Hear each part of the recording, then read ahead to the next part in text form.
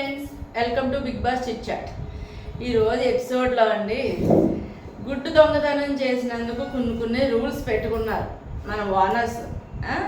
Owners పెట్టుకున్నా సరే ఆ రూల్స్ ఎవ్వరూ పాటించట్లేదు. బిగ్ బాస్ రూల్సే పాటించట్లేదు. ఇంక వాళ్ళు పెట్టుకున్న రూల్స్కి ఏం సీరియస్నెస్ ఉంటుంది? సంజనాకి ఏదో 2 days పనిష్మెంట్ ఇచ్చారు, అది కూడా ఎక్కడా జరిగినట్టు చూపించట్లేదు. లైవ్లో ఉన్నదేమో, ఎపిసోడ్లో మాత్రం చూపించలేదు. రూల్స్ పాటించట్లేదు.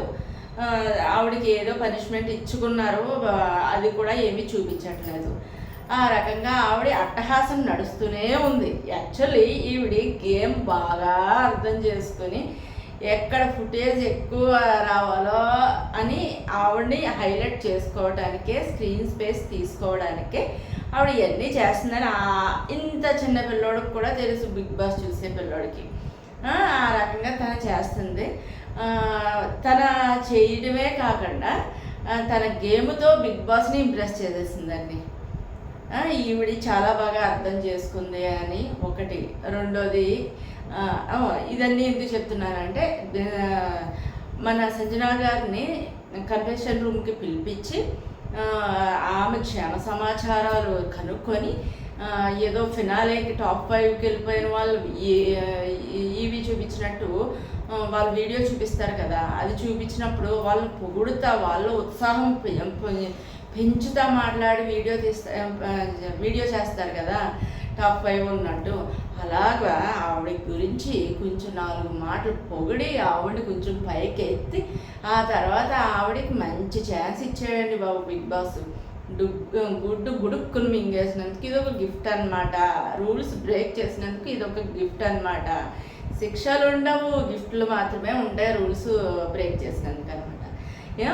ఆవిడకి ఇచ్చిన ఛాన్స్, మంచి గోల్డెన్ ఆపర్చునిటీ ఏంటి అంటే, కెప్టెన్ అవ్వడానికి కంటెస్టెంట్స్ని మీకు ఇష్టం వచ్చిన వాళ్ళని సెలెక్ట్ చేసుకోండి అని. సెలెక్ట్ చేసుకోమంటే కోతికి కొబ్బరికాయ ఇచ్చినట్టు ఆమెకి ఇష్టమైన వాళ్ళని, అంటే ఆమెకి ఎవరు క్లోజ్గా ఉన్నారో వాళ్ళకి ఛాన్స్ ఇచ్చిందనమాట. ఎవరెవరు అంటే సంజన తనకు తానుగానే పెట్టుకోవచ్చా అని అడిగి తనకు తానుగానే పెట్టుకుంది. తర్వాత హరీష్ గారిని, ఇమాన్యువల్ని, తర్వాత సృష్టి ఇంకా పేర్లు ఫీడ్ అవ్వలేదు, కొన్ని కన్ఫ్యూజ్ అవుతున్నాము. వీళ్ళ 5గురిని సెలెక్ట్ చేసుకుందండి. సెలెక్ట్ చేసుకుని చక్కగా బయటకు వచ్చి అందరికీ చెప్పమన్నాడు బిగ్ బాస్. చెప్పేసిన తర్వాత మంచి పాయింట్ పట్టిందండి మన దమ్ము శ్రీజ. ఏమని పట్టింది? మీరు ఏ రకంగా వీళ్ళని సెలెక్ట్ చేశారు? నాకు క్లోజ్గా ఉన్నారు, నాతో బాగున్నారు అన్నారు. అంటే ఇంటికి ఎవరు కెప్టెన్ అయ్యే అర్హత ఉన్నది అది కాదు కదా మీకు, అది కూడా చూశాను అన్నట్టుగా వచ్చేసింది. మంచి పాయింట్ పట్టుకుందండి ఈ శ్రీజ. పెట్ట కొంచెం పూతగానం అన్నట్టుగా పాయింట్ల మీద పాయింట్లు బాగా పట్టుకుంటుంది. మిగిలిన వాళ్ళు అట్లా అట్టుపండులాగా ఏదో అడగాలి కదా అని అడిగారు. కొంతమంది మమ్మల్ని ఎందుకు సెలెక్ట్ చేయలేదు అని కూడా రీజన్స్ అడిగారు. ఆ రీజన్స్ తీసుకుని గోక్కోవాలన్నమాట. అంతకు మించి ఏమీ ఉపయోగం లేదు. నెక్స్ట్ ఆ రకంగా కెప్టెన్ టాస్క్కి సెలెక్ట్ చేసేసింది అనమాట హౌస్మేట్స్ని. అది కూడా కనీసం 2 ఓనర్స్ ఉండాలి అని ఒక రూల్ పెట్టాడు బిగ్ బాస్. లేదు అంటే మొత్తం అందరూ కూడా టెనెంట్సే ఉండేవాళ్ళు అనమాట. ఆ రకంగా ఇలా జరుగుతుంది. మర్చిపోయానండి, సంజనాదే మ్యాటర్ ఎక్కువైపోతుంది. అయినా కానీ తప్పదు ఇంకా. ఇప్పుడు సంజనా గారు వచ్చి ఫస్ట్ రోజు బాత్రూమ్ టాస్క్, అదే బాత్రూమ్ కాంట్రవర్సీ, సెకండ్ రోజు గుడ్ కాంట్రవర్సీ, థర్డ్ రోజు ఆమె సునీల్ శెట్టి గారిది సిగరెట్స్ దాచేసింది. దానివల్ల ఆయన రచ్చ రంబోలో చేసేస్తాడో, ఇప్పుడు వరకు సైలెంట్గా ఉన్నాడో, ఆయనకు కూడా కొంచెం మంచి హైప్ వస్తుంది అనుకున్నదో ఏమో, ఆయన సిగరెట్స్ దాచేసాడు. ఏంటంటే సిగరెట్స్ అనేది, కాఫీ, టీ అనేది వీటికన్నా ఎక్కువ వీక్నెస్ అనమాట.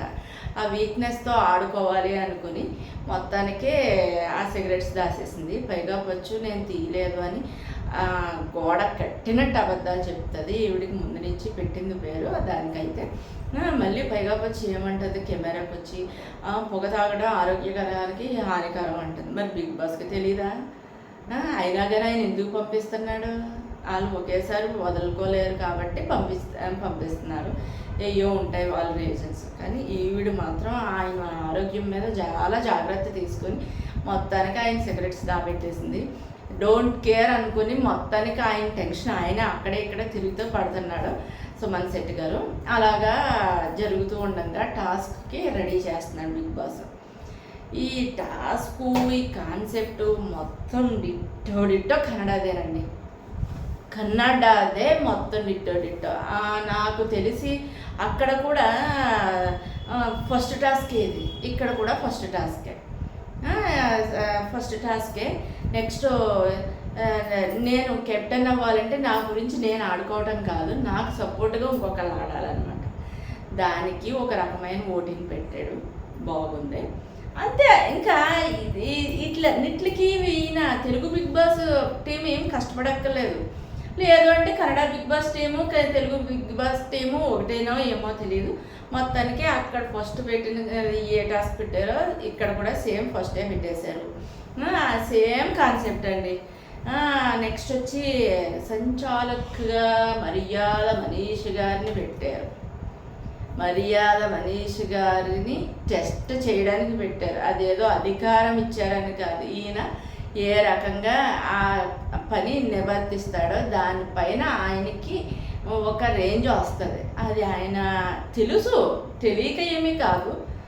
ఫస్ట్ టాస్క్ మూలానో ఫస్ట్ సంచాలక మూలానో ఫస్ట్ టైం కదా, ఫుల్గా కన్ఫ్యూజ్ అయిపోతున్నాడు. బిగ్ బాస్ ఏమని చెప్పాడు, ఎవరైతే బ్యాలెన్స్ చేసుకున్నారో వాళ్ళది రెడ్ లైట్ వచ్చినప్పుడు వానర్స్ ఒకటి పిక్ చేయాలి, తీసేయాలి.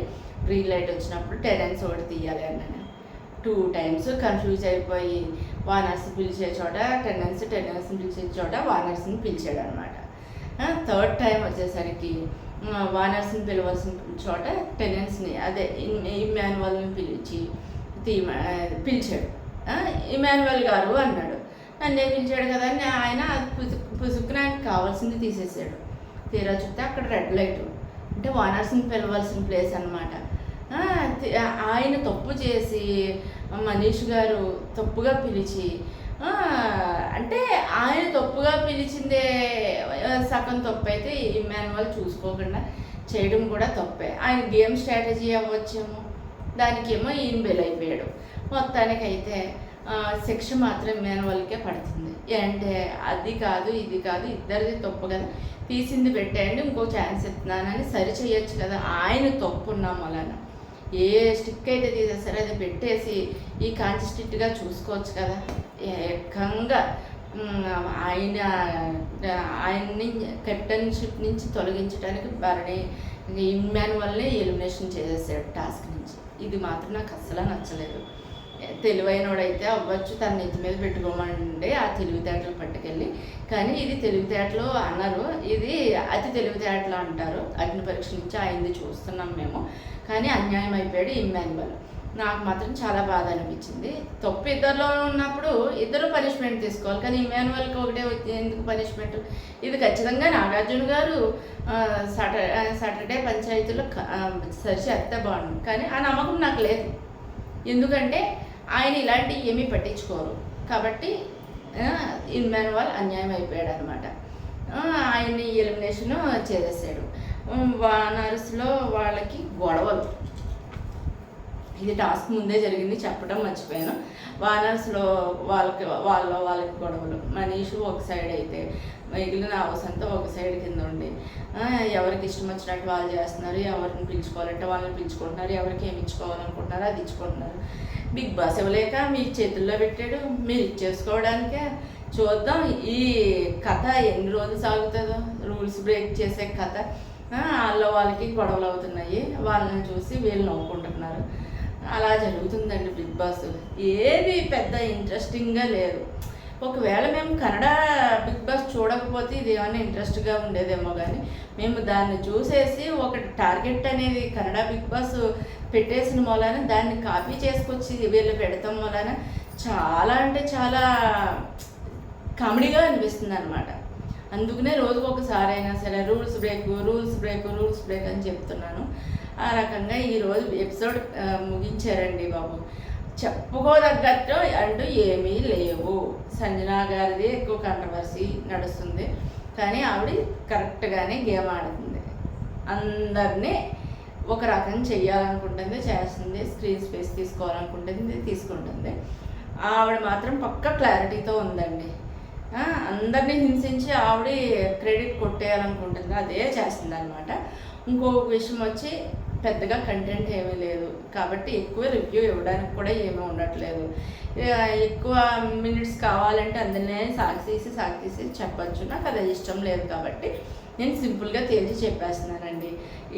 ఈరోజంటూ మర్యాద మనీషిది సంచాలక పాత్ర అస్సలు ఫుల్ ఫ్లాప్ అయిపోయింది. ఫస్ట్ సంచాలకే ఫ్లాప్ అయిపోయాడు. ముందు బిగ్ బాస్ని ఆ దేవుడే కాపాడాలన్నమాట. నేను చెప్పే రీతి, నా వీడియోస్ అది మీకు నచ్చుంటే కనుక సబ్స్క్రైబ్ చేయండి, లైక్ చేయండి, షేర్ చేయండి, సపోర్ట్ చేయండి ఫ్రెండ్స్. ఏమన్నా ఉంటే కామెంట్ కూడా చేయండి. Bye friends.